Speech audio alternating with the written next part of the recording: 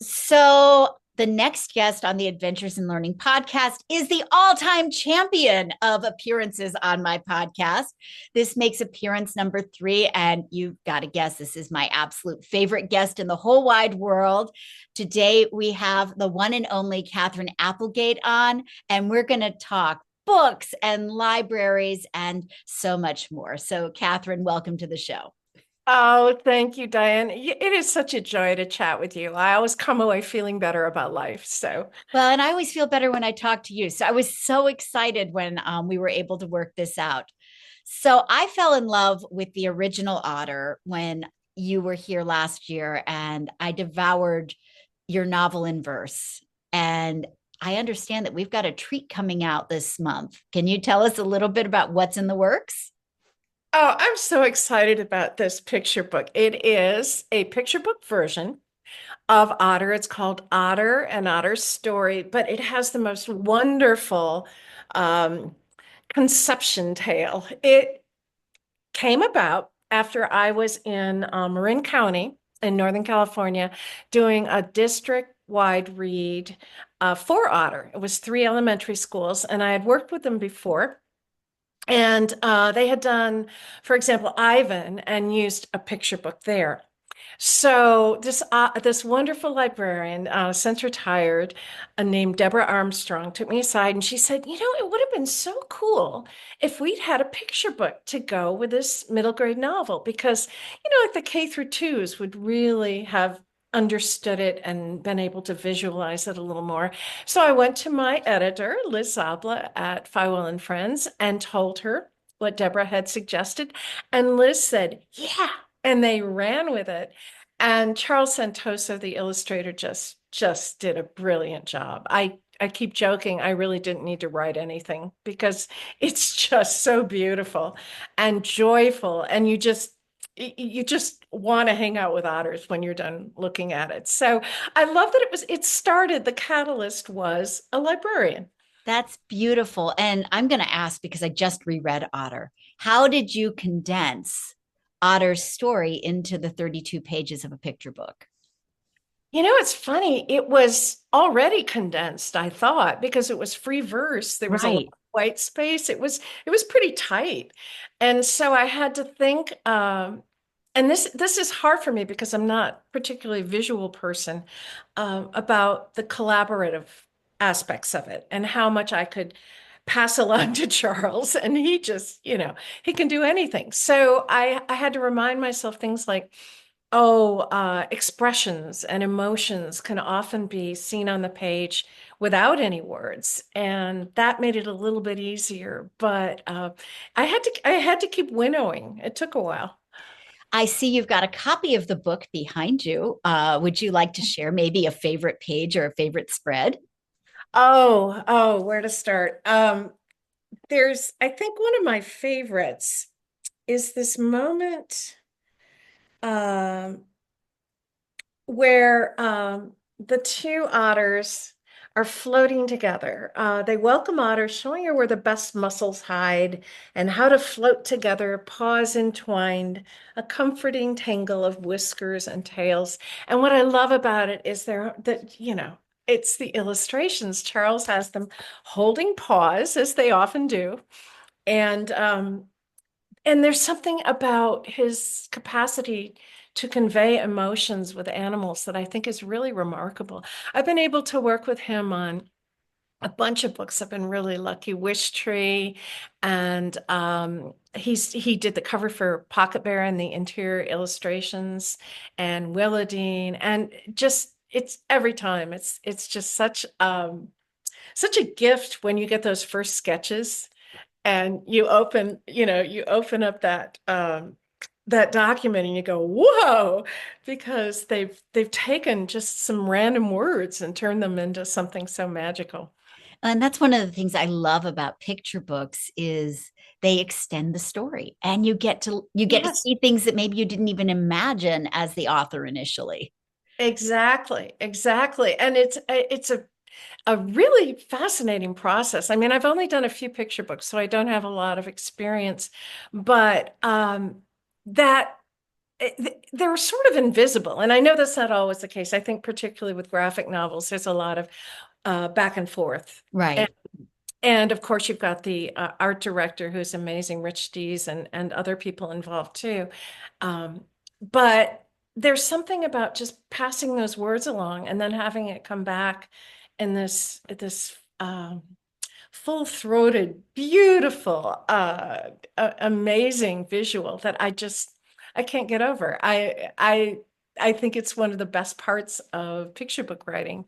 Well, one of the things I love to do when I work with teachers of young children is we talk about ways to read a picture book that draw kids' attention to both story and art. And so often we'll do a walk where you walk through the illustrations first and they try to guess what's happening based on the illustrations, or you read the words first without showing the pictures, and then you show the pictures so they can see how the two marry together, and they sort of become detectives as they're reading, and they find things that maybe they would have missed had they listened to the words alone.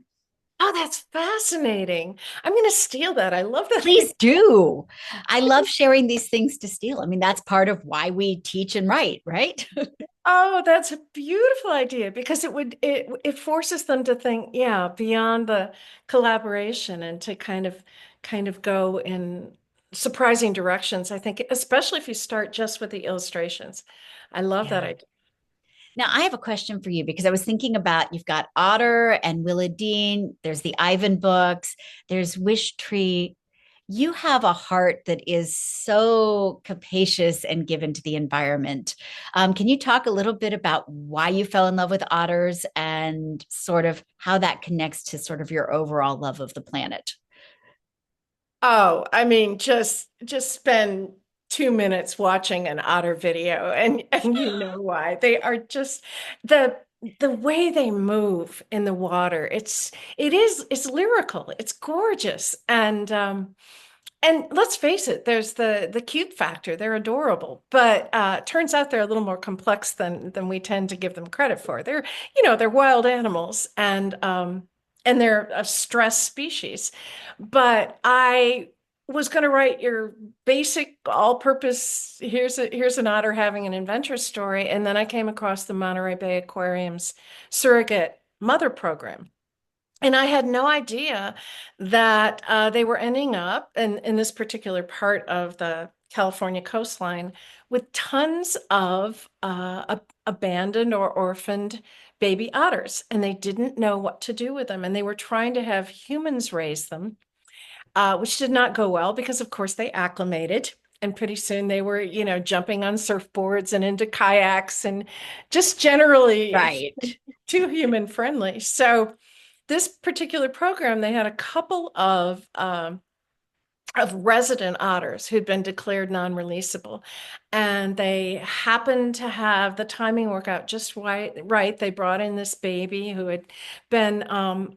We think in this particular case, the mother had probably been killed by a great white shark, which is more common, unfortunately, than it used to be because of climate change and the changes in the water temperature. And so they paired them up, and this surrogate mom rose to the occasion, and it was such a breakthrough. They have managed to repopulate a lot of Elkhorn Slough, which is where these otters hang out right near Monterey Bay. And it was just so fascinating that I went in a whole different direction and wrote about that. I love that. And you even managed to make me feel slightly sorry for the great white shark in the beginning as well. He's a little goofy, yeah. They apparently a lot of times they're adolescents, they're on the younger side, and they see, a figure above them that looks like a seal potentially. They love blubber. They go, "Wow, here's a tasty little treat." And it turns out to be a surfer, unfortunately, sometimes, or very often an otter. And otters are nothing but fur, no blubber at all. So of course they spit them out and move on, but it's a little hard on the otters. Yeah. And I loved the notion of the otter beauty salon too. Like I had no idea that that much work went into their fur and their upkeep and that transition from baby to full out otter.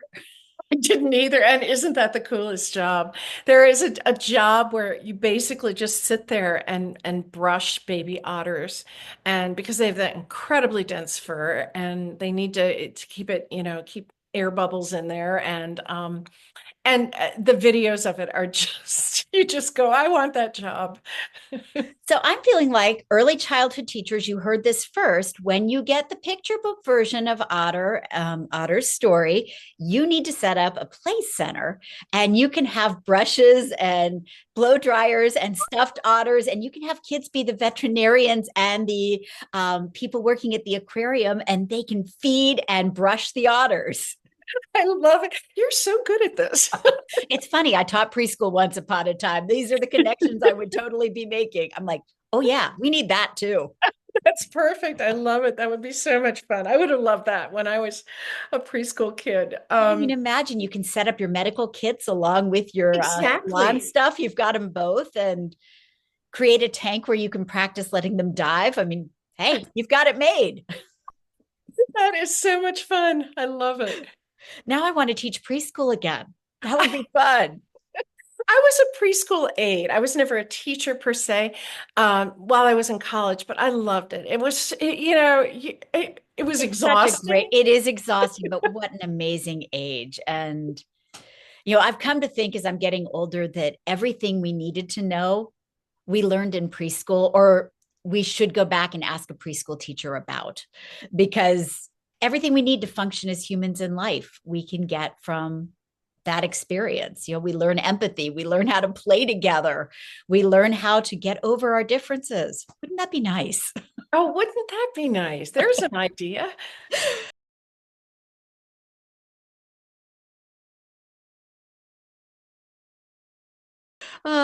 So I see behind you, you have a poster that says libraries are life. Tell us a little bit about that.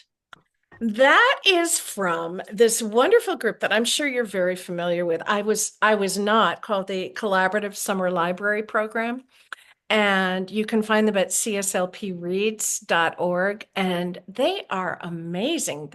They make available this wonderful handbook each summer for library programs, and they're, incredibly well, right up your alley. Lots of fun ideas, inexpensive ways to engage young readers, but even all the way through adult. And so I am their summer reading champion this summer, and I have just been delighted to be a small part of what they're doing. It's so cool.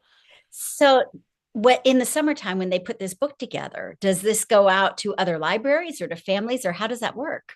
Yeah, it's available to public librarians. You can go to their website, and it's just rife with great ideas. So I highly recommend it. And they have all kinds of volunteer librarians who contribute ideas, and every year it's different.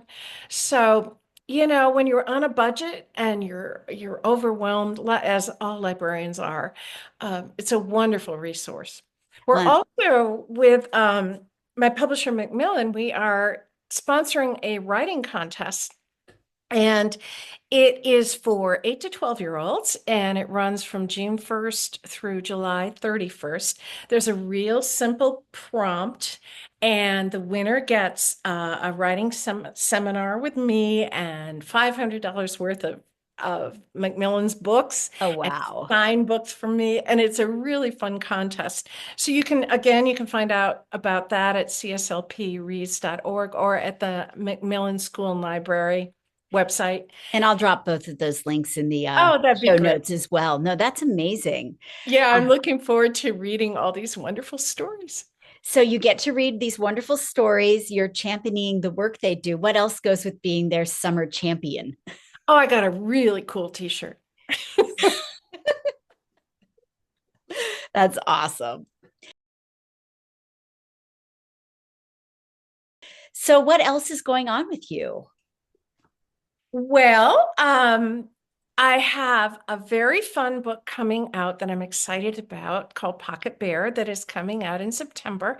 And it had two, sometimes, ideas just come in weird ways. I came across at Selfridges, which is a London department store, long, long time ago, a display of used stuffed animals. And they had been beautifully refurbished, and they each had a little biography. And this is a organization that takes used stuffed animals and rehabs them.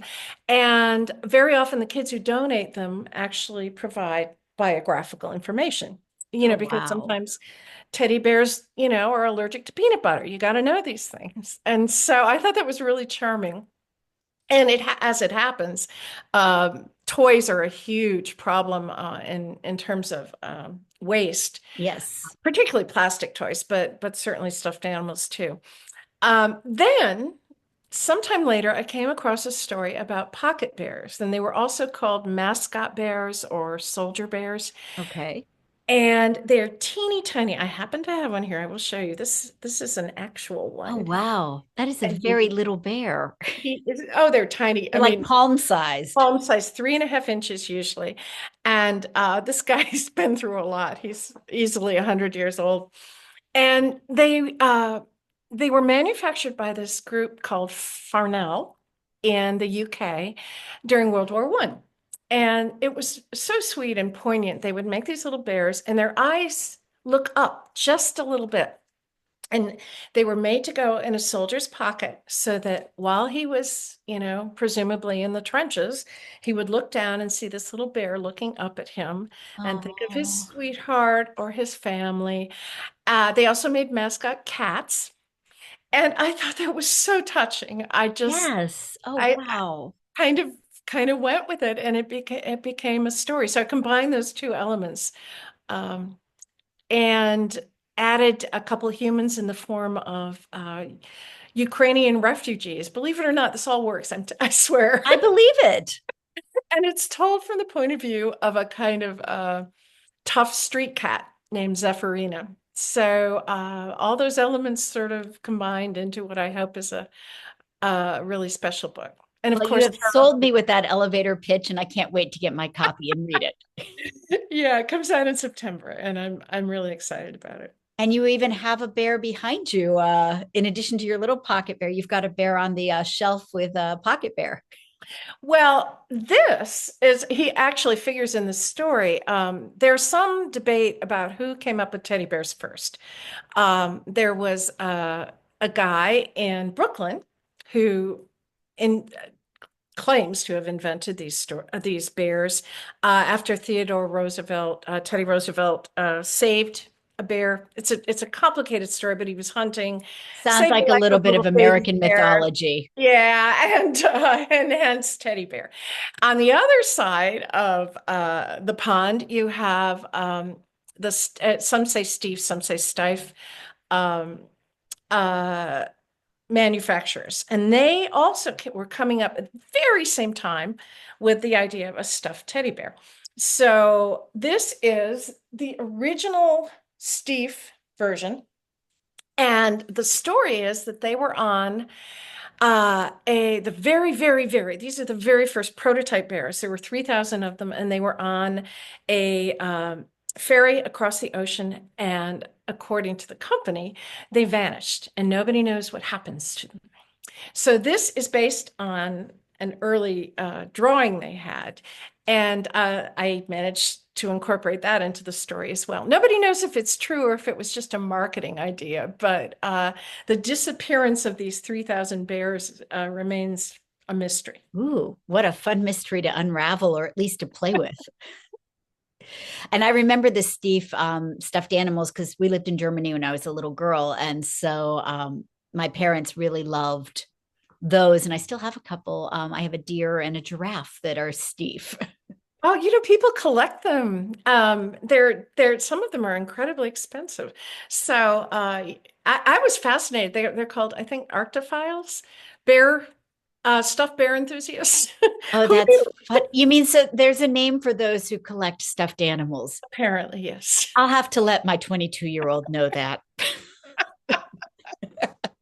That could be her other career in addition to acting. This is, bear specific though. They're Many But variations. maybe there's a broader sort of archaeological term for those who specialize in a wide range of stuffed animals. I'm a real, as is my grown daughter, a real stuffed animal. Um, I'm not allowed to go into a toy store where there are really cute stuffed animals because I'll walk out with one for sure. I It's understand. I came back from Australia with a blue penguin, a little baby blue penguin, and I think I had a kangaroo as well. So I, yes, I get it. And then of course there are the ones behind me that have been with me since my kids were small. I've got my Paddington I from see Paddington. Yeah. and Lily and her purple plastic purse keep me company when I'm working. So I guess you never outgrow them. They say somebody did a study recently that stuffed animals are good for adult stress. So who knows? Maybe they are. I would agree with that study. I think we all need to play a little bit more than we do. And we're definitely all stressed. So Yes, there's a lot of stress. So that actually is a great question. How are you coping with the stress of the world today?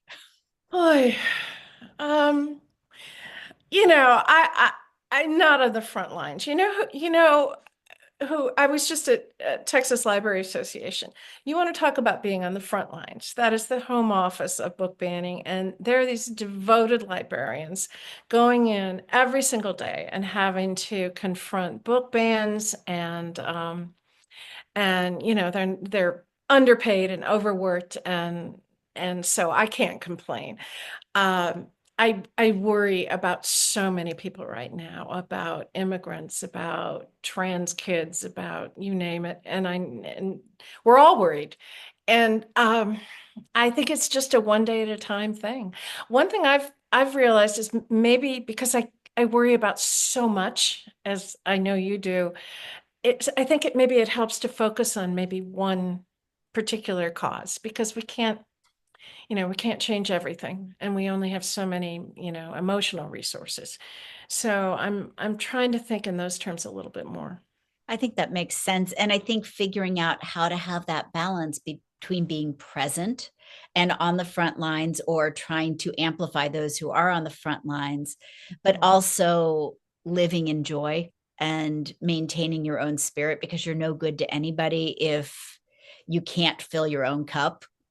And I say this even as I have primal screamed more than once in the last month, but I know that there needs to be that balance. You're no good to other people if you can't also take care of yourself.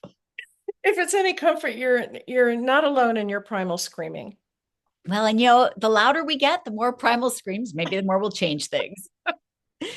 There are moments I still feel optimistic, more than pessimistic. And there was a period where I just felt so dark. So, I think you grab onto that and go with it. And you get the opportunity, and you're going to be going on a book tour with the picture book. You get a chance to engage with kids. And I know we've both talked about how, in so many ways, those engagements with kids are reassuring because they love to read. They tend to be hopeful. They see the world through different eyes. What are you most looking forward to on your book tour? Oh, exactly that. You said fill your cup. That's exactly what happens. I find, especially because my kids are grown now, I need to go back and be around fourth graders and be reminded of their idealism and their silliness and their energy. And I take that and I go back to the laptop with it, and it helps me. I had this interesting conversation recently with some writers about whether they wrote for themselves or for a particular audience. And we were all over the map. It was interesting because, of course, you have, that childlike part of yourself that's going into any book you write. But I very much find that doing book tours helps me remember for whom I'm writing. And I love that. Oh, that's wonderful. And I know, having seen you on your book tours, that the kids respond in kind. And there is nothing like seeing you out on a book tour and hearing kids screaming for books and knowing that that love of reading really is out there. And it's about good storytelling, that when kids connect to a good story, magic happens. Oh, absolutely. But it's also about teachers and librarians and Yes. parents, of course, and booksellers, all of whom are out there, getting those books into the hands of the right kids.